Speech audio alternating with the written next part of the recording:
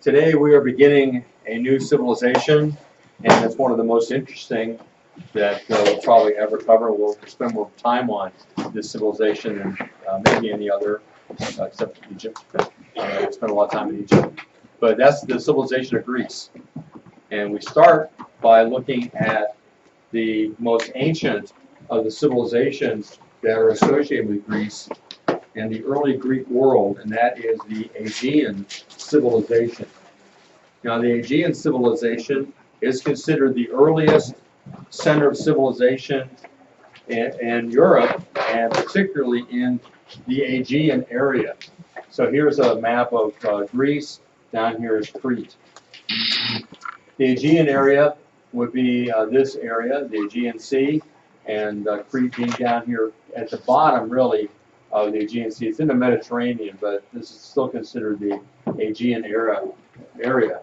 And Crete is where this first civilization takes place. It's named after the king Minos, and so it's called the Minoan civilization. Crete was later a very important island as a seaport. This particular map shows the Apostle Paul's journey to Rome and how they stopped off in Crete because of high winds and so on. So Crete is in a location where not only the first civilization began, but there's also a lot of other things happening because it is so close to Asia Minor and to the mainland of Greece, and being in the waterway of trade and so on. The Minoan civilization flourished because of trade that was coming to it through the water and colonization. Now, as we consider this early civilization, we can look at pictures of how they dressed back then. We can see some of the pictures that have been found that have been drawn by them, frescoes. You can see that catching fish was something that was important, and being an island, of course, you'd kind of expect that, I suppose. Here's an example of their writing, their pottery. There's a lot of pottery that's been found on Crete. Here we see again the island of Crete in relationship to the other places around. The first farmers grew vegetables and cereal crops. They kept sheep. To be expected, here's some objects that are found from Crete. Farm produce was exchanged for tools, jewelry, pottery. Here's there's a gold ornament, statue of a bull. Here's a vase. And on this map, you can see some of the locations. Hagia Triada, Phaistos was a major city, and Knossos was where a temple was built. Also, in relationship to this first civilization, we have the legend of Minos. And according to this legend, the god Zeus fell in love with a beautiful princess called Europa, after whom Europe is named. He assumed the shape of a bull and swam to Crete with her on his back. She then had 3 sons. One of them was Minos. He became the king of Crete, and his palace was at Knossos. Although the legend says that Minos was the name of one king, experts now think that Minos may have actually been a title, like Pharaoh. So all Cretan kings may have been known as Minos. And it may be that the first one was his real name, and after that others used it. It's difficult to say for sure. Here is a drawing of the temple at Knossos. You can see a few remarkable things about it. First of all, it's decorated with images of bull horns, so you can see how important the bull was. Here, the floors are supported by wooden columns, painted red. Some parts of the building had 3 or 4 stories. They had large storerooms with huge jars to keep things in. There was this large courtyard in the middle, which was used for religious ceremonies. The roofs, ceilings, and doors were made of wood, and they had these openings to allow light in. So the first skylights, I guess you could say. A palace built mostly of stone. The queen's bathroom had a water supply and drainage. So pretty cool back in that early civilization. So there are a number of interesting things here about the excavation of the temple at Knossos. Here are some pictures of the actual excavation. You can see how they have found walls, stone walls. They're excavated. A few peacocks roaming around.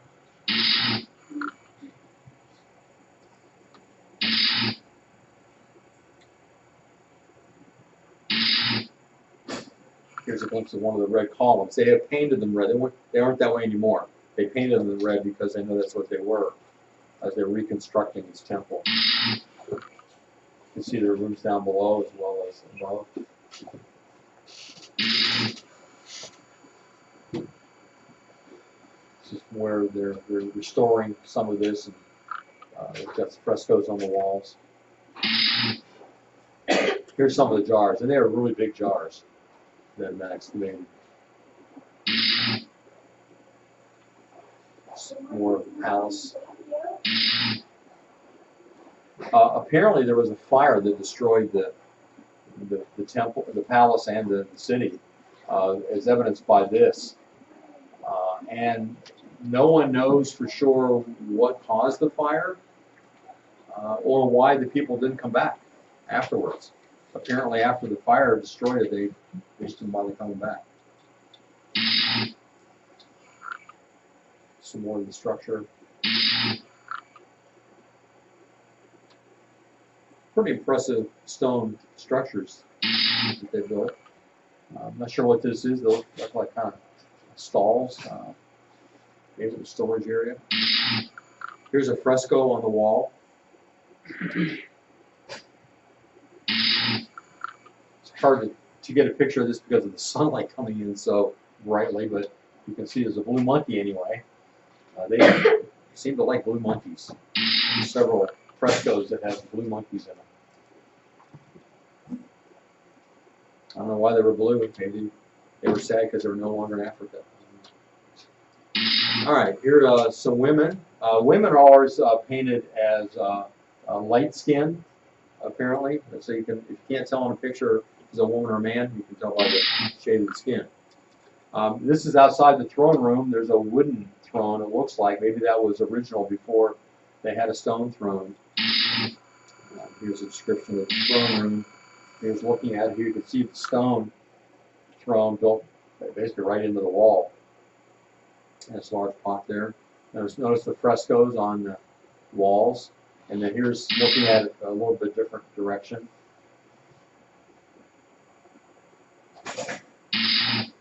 This is Prince of the Lilies fresco. So some pretty paintings they have on the walls. This I thought was interesting because it kind of looks like a maze, doesn't it? I guess these are rooms, but it just kind of reminded me of a maze, and maybe that comes from or maybe it's the origin of the legend of the labyrinth. Are you familiar with what happened with King Minos or with the Minotaur? We'll talk about that in a minute, but just keep in mind these mazes that seem to be in a palace. This is the Queen's Megaron with dolphins fresco. Pretty. Here's part of the palace reconstructed again with the red columns. Something interesting you can see maybe better in this picture about the columns. Do you see anything interesting in the columns? They taper outward as you go up. Can you see that? Mm-hmm. From bottom to top. So they're more narrow at the bottom than they are at the top. The reason for that is that the original columns were made from cedar trunks. And they were inverted so that they wouldn't sprout. So apparently they thought if they put them normal way that they would start sprouting, so turn them upside down. Interesting. Here's just some other pictures of the construction there, or the excavation, I should say. And then leading out from the palace is what's called the Royal Road. This is actually the oldest road in Europe, all of Europe. And my wife walked on it. So that's pretty cool. Still there. Next, let's talk a little bit about the bull. The bull was worshipped in the Minoan civilization, and I was able to pick one up there as I was in Crete. Looks just like it. Oh, well, sort of doesn't. Representation. And they use the bull in not only their religious ceremonies, but as a part of this, bull leaping. Now, they're not sure what the purpose of this was, and apparently because these are light-skinned, these are women, and that's a man. But they're not sure whether this was just a sport in which they engaged or whether it was a form of sacrifice. Because sending a slave out to participate in this might mean their death. So I suppose if you got killed, that you were a sacrifice. If you lived, you leaped over the bull, you weren't. I don't know. Looks like a pretty dangerous thing to do. But it kind of looks like they're playing, is this person going to catch that one? I don't know. Here's another picture of the same thing, a little more colored in. And another thing that's associated with the bull is the whole legend of the Minotaur. Are you familiar with that? Have you learned about the Minotaur? Anybody know what a Minotaur is? Not familiar. Right. And which half is which? Oh, the head's bull, the other half's man. Right. So he's got the body of a man and the head of a bull. And he was a ferocious creature. And the legend is that if you went down into the labyrinth, the maze, where the Minotaur lived, in fact, where they would send people that were being sacrificed, and the Minotaur would find you. You couldn't find your way out of the maze, and the Minotaur would find you and kill you. And so the legend is that the king of Knossos demanded that Athens supply 7 young women every 9 years as a sacrifice to the Minotaur. Theseus made his way over to Crete, and with the help of the princess, got into the labyrinth, into the maze, and slew the Minotaur. And that's what this statue portrays, in killing the Minotaur. All right, any questions about the Minoan civilization? All right, the next one is called the Mycenaean civilization, or Mycenae. They were invaders from the north. You can see their location here, and then they come down into Crete and displace the Minoans. They copied from and eventually replaced the Minoan civilization as the leading commercial center of the Aegean region. They're very military oriented, and their chief rival was Troy. And it's the rivalry with Troy that brought about what's called the Trojan War. So here's Mycenaeans are down here, but they also live up here. Mycenae fought against Troy, which is over here in Asia Minor. I don't see it marked on here. But it's told about in Homer's writing of the Iliad. And then eventually Dorians from the north came down and conquered the Mycenaeans. Here's some of the structures left by the Mycenaeans. This is the city of Mycenae during the Bronze Age. Here's an interesting gate leading into the city. You can see that there are lions here in the side, so it's called the Lioness Gate. This is our guide in Greece, whose name is Sophia. She was a wonderful guide, a wonderful young lady.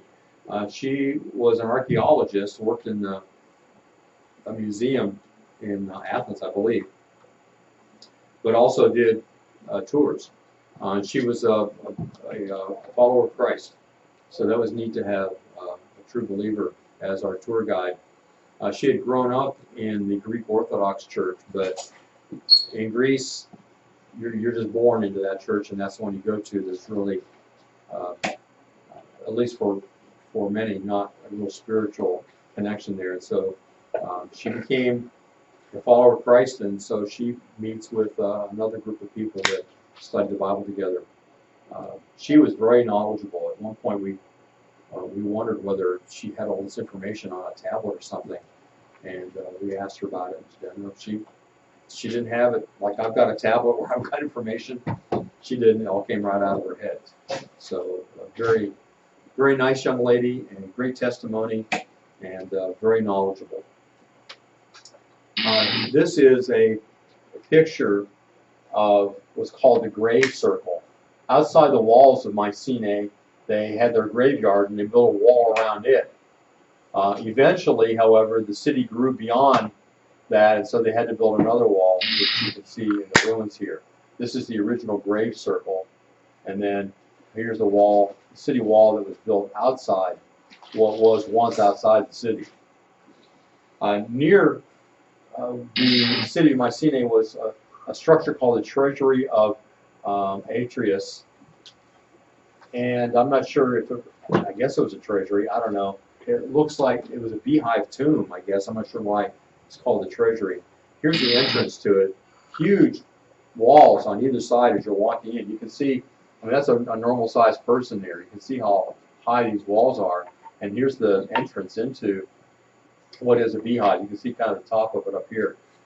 Here's what it looks like inside as you're looking up. This is the middle of it all. So it all comes together up in the middle. And there was great acoustics in there. You could whisper over in one area, and somebody could hear you over in the other side. A couple people started singing, and it was just remarkable. The echoing and everything, it was really great. So that's the Mycenaean civilization. That's all we're going to cover in our notes today. Any questions about either the Minoans or the Mycenaeans? All right, there should be a Chromebook nearby. If not, you can go get one. And what I want you to do the rest of the time is to, on the next page in your notes, is a list of gods. And I want you to do some research on the gods of Greek mythology and just find out a little something about each one. You know, there's not much room there. Don't write a full paragraph. Just give us a basic idea of who these gods were, what they did, something about them. Okay? If you need to go get a Chromebook, go ahead. There's somewhere here.